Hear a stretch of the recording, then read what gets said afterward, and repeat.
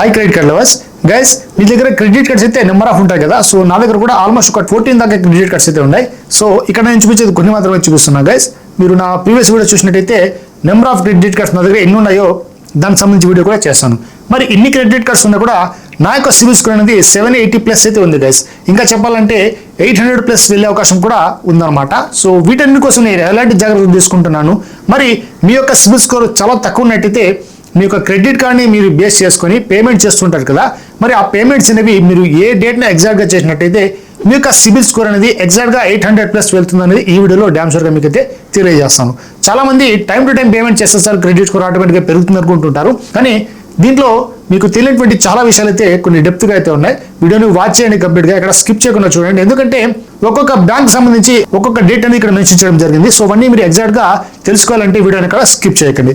మరి ఆలస్యం చేయకుండా స్కోర్ ఎలా పెంచుకోవాలో తెలుసుకుందాం. Let's get into the video. భయ్యా, మీరు కనుక ఫస్ట్ టైం వచ్చినట్టయితే ఖచ్చితంగా నా ఛానల్ సబ్స్క్రైబ్ చేసుకోండి. అలాగే మన టెలిగ్రామ్, ఇన్స్టాగ్రామ్ లింక్స్ డిస్క్రిప్షన్లో ప్రొవైడ్ చేస్తాను, అక్కడి నుంచి మీరు ఫాలోఅప్ చేసుకోవచ్చు. సో టాపిక్లో వచ్చినట్టయితే చాలా మందికి క్రెడిట్ కార్డ్ అనేది ఒక వ్యసనంగా మారిపోయింది అనమాట. So number of credit cards తీసుకొని చాలా మంది సఫర్ అవుతుంటారు. ఎందుకు సఫర్ అవుతుంటారంటే ఒక మిస్కన్సెప్ట్ మీద ఉందన్నమాట చాలా మందిలో. క్రెడిట్ కార్డ్స్ ఎక్కువ తీసుకోవడం వల్ల క్రెడిట్ స్కోర్ తగ్గుతుంది అనుకుంటుంటారు.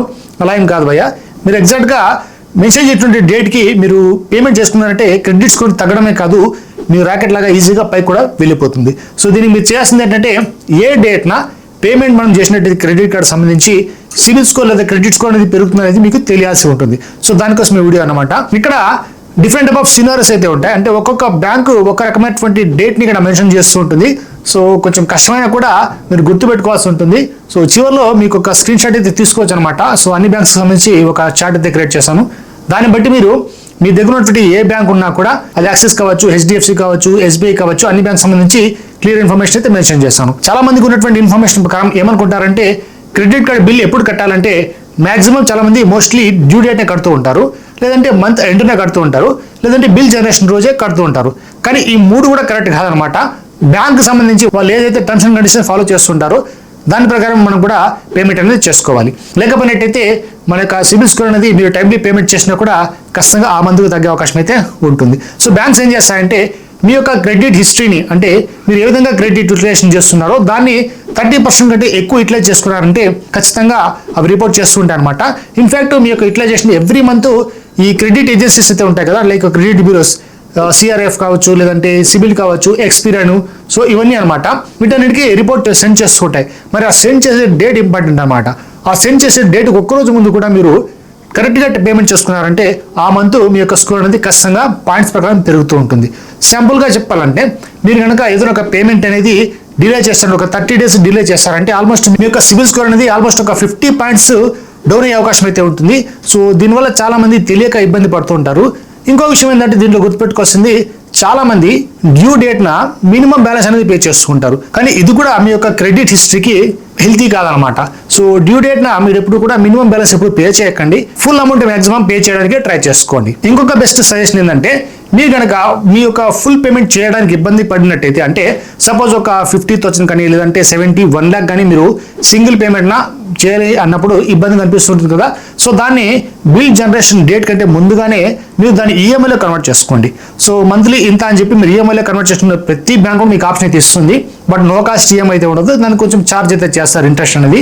తద్వారా మీరు ఈఎంఐ అనేది కట్టుకున్నా కూడా మీకు సిబిల్ స్కోర్ ఎక్కడ కూడా డ్రాప్ అయితే కాదు. సో ఇది కూడా ఒక బెస్ట్ ఆప్షన్ అనమాట. బట్ ఇది నాట్ రికమెండెడ్. చాలా బల్క్ అమౌంట్ ఉన్నప్పుడు, మరి మీరు కట్టలేనప్పుడు మాత్రమే దీని అయితే ట్రై చేసుకోండి. ఇక్కడ ఇంకో విషయం ఏంటంటే మన ప్రతి బ్యాంకు కూడా certain terms and conditions follow చేస్తుంది. మనం కూడా వాటిని ఎగ్జాక్ట్గా తెలుసుకున్నప్పుడు మాత్రమే మనం బిల్ ఎప్పుడు కట్టాలి అనేది మనకు తెలిసిపోతుంది. సో మాక్సిమం 30% యూటిలైజేషన్ ఫాలో చేస్తుందన్నమాట. ఇది చాలా మందికి అయితే తెలిసే ఉంటుంది. తెలియకపోయినట్టయితే మీ దగ్గర క్రెడిట్ కార్డ్స్ ఉన్నాయనుకోండి, ఆ క్రెడిట్ కార్డ్స్లో మనకు ఏ క్రెడిట్ కార్డ్ తీసుకున్నా 30% కంటే ఎక్కువ దాన్ని యూటిలైజ్ చేయకూడదు. సపోజ్ మీ దగ్గర ఒక credit card SBI CBSE credit card ₹1,00,000 limit ఇచ్చారనుకోండి, దాంట్లో మీరు ఆ మంత్లో యూజ్ చేసింది ఒక 30,000 మాత్రమే. 30,000 కంటే దాటారనుకోండి, అది 30% కంటే యూటిలైజేషన్ ఎక్కువైనట్టు. సో అది మనకు సిబిల్లోకి రిపోర్ట్ చేయడం జరుగుతుంది ఆ బ్యాంక్ సంబంధించి.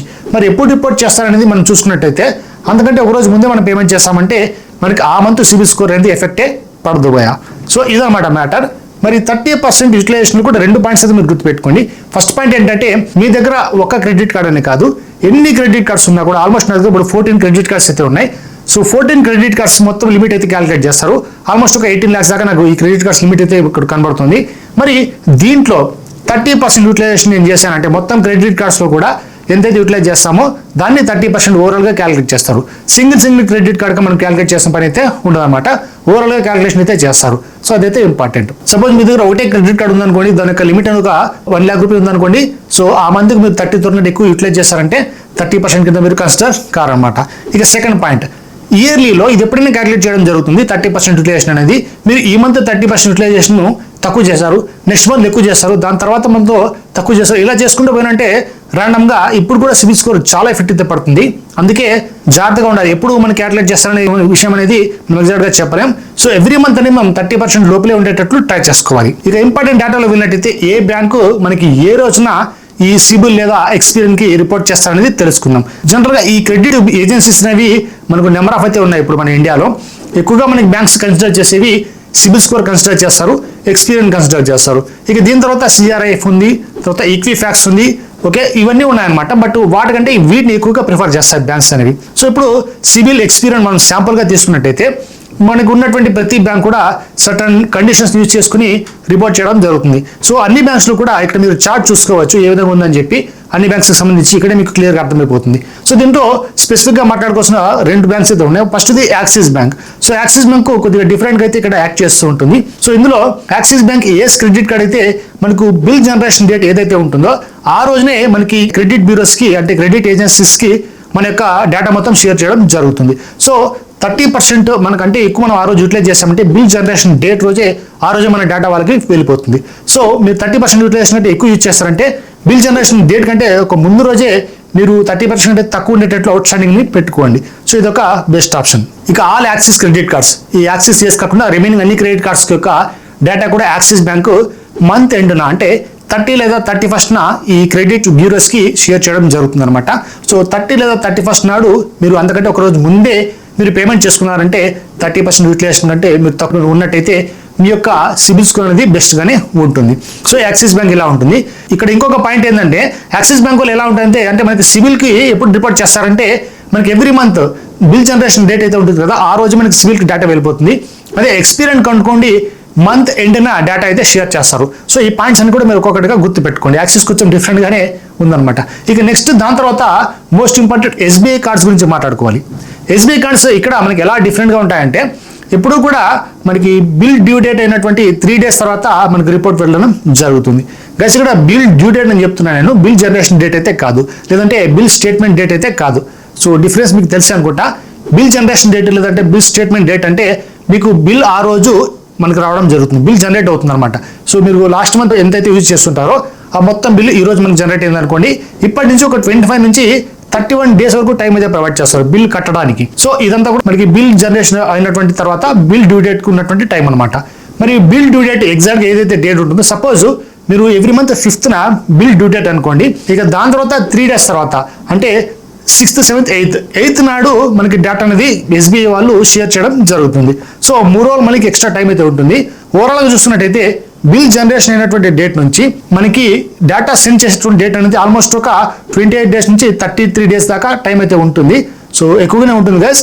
కాబట్టి ఈ టైంలో మనకు మొత్తం అమౌంట్ అనేది పే చేసుకోవచ్చు. ఇక రిమైనింగ్ బ్యాంక్స్ గురించి మాట్లాడుకుంటే ఐసిఐసిఐ, అమెక్స్ లేదంటే ఆర్బిఎల్ ఇవన్నీ కూడా మనకి బిల్ జనరేషన్ డేట్న మనకి క్రెడిట్ బ్యూరోస్కి మన డేటా అనేది షేర్ చేస్తారు. ఇక ఇవి కాకుండా ఎక్స్ట్రా బ్యాంక్స్ అయితే ఉన్నాయి కదా, హెచ్డిఎఫ్సి, బ్యాంక్ ఆఫ్ బరోడా, అలాగే ఐడిఎఫ్సి, కోటాకు, స్టాండర్డ్ చార్టర్డ్ బ్యాంక్స్, అలాగే ఎస్ బ్యాంక్, చివరిగా సిఎస్బి. ఈ బ్యాంక్స్ అన్ని కూడా మన యొక్క డేటాని మనకి 30 లేదా 31st ఎవ్రీ మంత్ ఎండింగ్లో మన యొక్క డేటాని ఈ క్రెడిట్ ఏజెన్సీస్తో పంచుకుంటాయి అనమాట. సో ఓవరాల్గా ఇదనమాట డేటా మొత్తం సంబంధించి. ఇప్పుడు మీకు ఒక క్లారిటీ వచ్చింది అనుకుంటాను. మీ దగ్గర ఉన్నటువంటి బ్యాంక్స్తో దీన్ని కంపేర్ అయితే చేసుకోండి. మీ దగ్గర ఏ క్రెడిట్ కార్డ్ అయితే ఏ బ్యాంక్ సంబంధించి క్రెడిట్ కార్డ్ అయితే ఉంటుందో ఆ బిల్ డేట్ మీరు ఎప్పుడు కట్టాలనేది గుర్తుపెట్టుకోండి. వాళ్ళు ఎప్పుడు రిపోర్ట్ చేస్తారో ఆ డేట్ కంటే ఒకరోజు ముందుగానే మీరు పేమెంట్ చేస్తారంటే మీ యొక్క సిబిల్ స్కోరు ఖచ్చితంగా టాప్లో అయితే ఉంటుంది భయ్య. సో ఇదనమాట బ్యాంక్ సంబంధించి క్రెడిట్ స్కోరు ఎలా మనం ఇంప్రూవ్ చేసుకోవాలని చెప్పి. సో బిల్ పేమెంట్ చేయడం ఇంపార్టెంట్ కాదు, ఎప్పుడు పేమెంట్ చేయాలని కూడా మీకు ఖచ్చితంగా తెలిసి ఉండాలి.